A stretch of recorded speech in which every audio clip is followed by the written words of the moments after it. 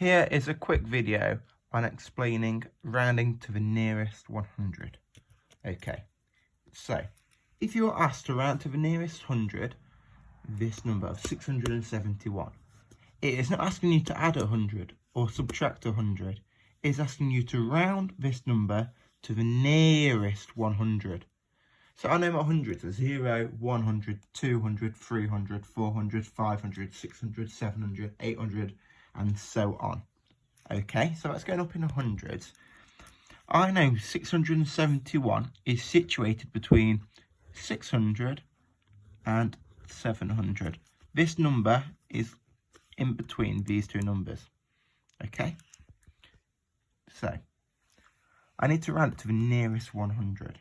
To do this, I'm going to look at the tens column. As you can see here in the tens column, I have the number 7.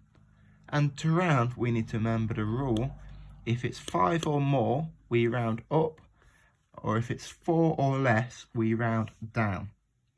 Okay, so I've got the number 7. So this is going to round up because it's 5 or more.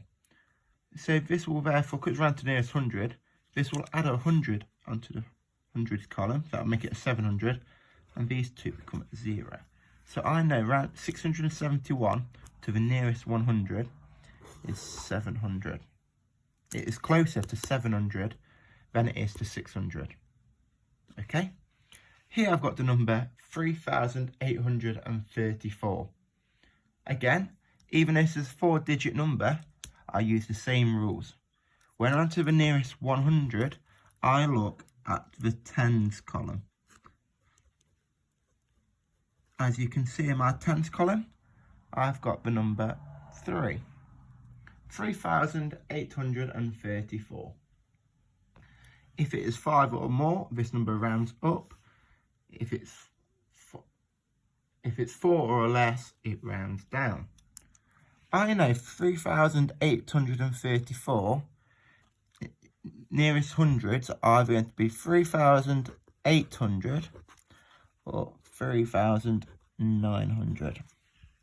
Again, this number is 4 or less in the tens column, so it's going to round down.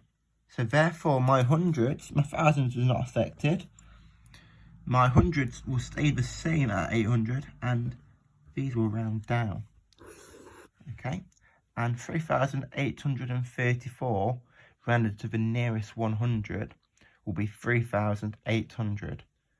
Remember to look at the tens column and apply the rule. If it's 5 or more, rounds up. If it's 4 or less, it rounds down. Okay, and remember rounding to the nearest 100. So it's got to be the nearest, not 100. We're not adding or subtracting. We are finding the nearest 100 to the number given to you. Okay, I hope this has helped.